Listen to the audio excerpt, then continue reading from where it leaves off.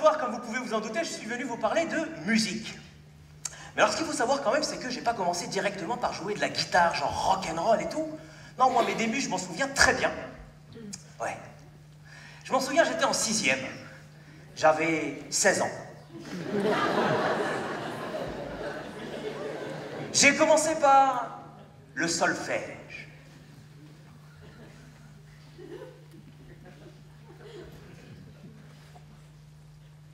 Bonjour.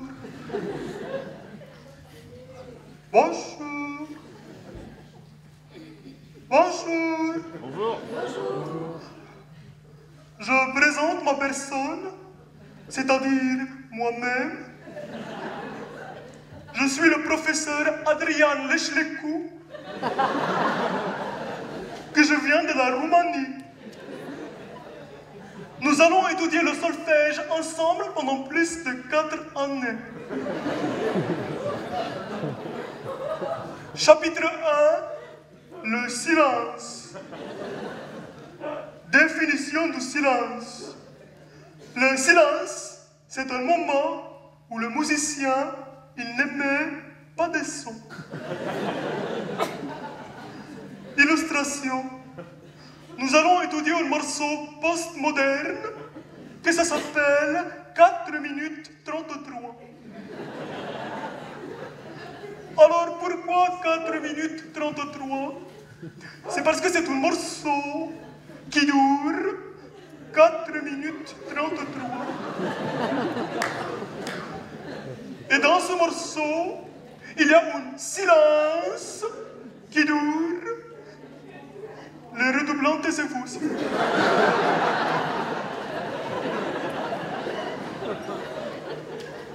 À l'origine, ce morceau a été écrit pour le piano. Mais il existe également une adaptation pour grand orchestre que c'est une merveille. Imaginez 40 violons, 14 flûtes traversières, 5 trombones, 3 contrebasses et une harpe qui ne joue rien. Pas de son, même pas tousser, même pas gratter, même pas atchoum, rien. Pendant 4 minutes 33. Vous allez voir, c'est très intéressant sur le plan musicalité, rythmique, philosophique, même philosophique. Il y a un message dans ce morceau, un très beau message. Le silence est à la parole, ce que le cafard est à la psychanalyse. Oui, c'est très profond. C'est très butterfly. Alors, je vais vous laisser écouter un morceau. Je mets le volume au maximum. Moi, je vais aller fumer une cigarette. Et je reviens dans 4 minutes 34. Et pour ceux que ça intéresse, nous pourrons étudier l'album complet, que ça s'appelle 8h47.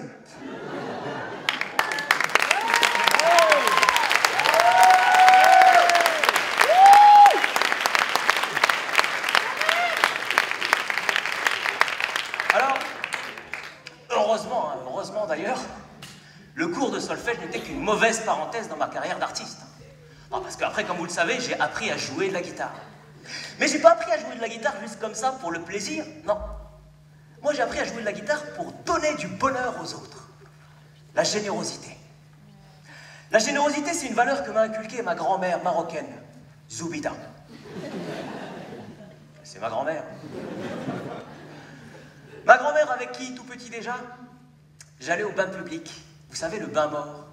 Le hammam, comme on dit chez nous. Et pendant des heures entières, je l'observais en train de se laver, en chantant. يا رايح وين مسافر تروح تعيا وتولي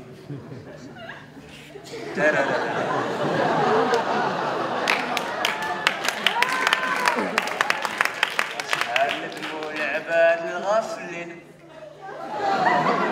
قبلك وقبلي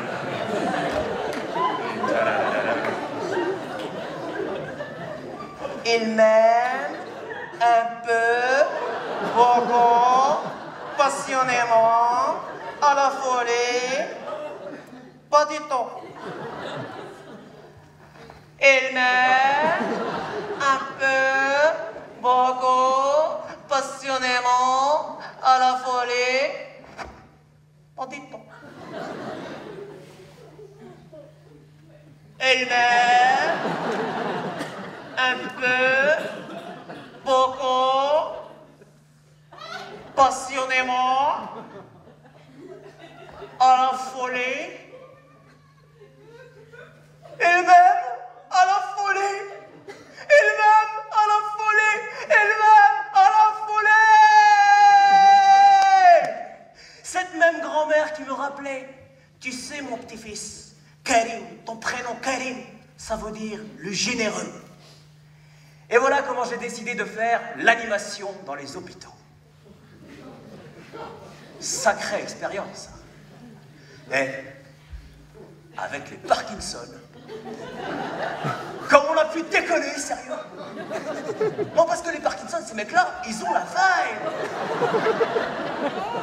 Avec les Parkinson, tous les soirs, c'était la fête, tous les soirs. Saka Africa, attention les secousses, Saka Africa, attention les secousses. Pas bouger, pas bouger. Et à l'étage des Grands Brûlés, on avait mis le feu. Les mecs, ils étaient chauds comme la braise. Et puis alors, vas-y que je te vanne. Alors, Virginie, toujours en cloque. Vous pouvez pas comprendre. Vous pouvez pas comprendre, c'est de l'humour de Grand Brûlé. C'est ce qu'on appelle l'humour 4e degré. Et l'étage des Alzheimer, que de souvenirs. Et les sourds et muets, je leur jouais 4 minutes 33, ils étaient comme des dingues.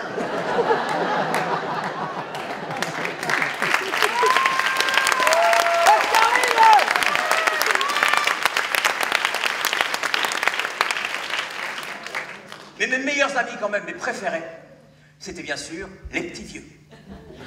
Et oui, parce que pour mes petits vieux en phase terminale, je sais plus quelle filière. Pour mes petits vieux, j'étais un petit peu leur bouffée d'oxygène. N'est-ce pas, monsieur Ledoux? Mais non, monsieur Ledoux, la vieillesse, il faut pas en faire un drame. C'est juste un mauvais moment à vivre, la vieillesse. Ça va passer, hein? Alors, je me souviens les soirs de Nouvel An, avec mes petits vieux, on se retrouvait au coin du feu.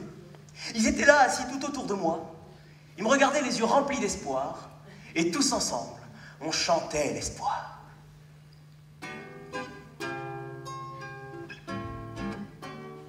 Alors on vit chaque jour comme le dernier.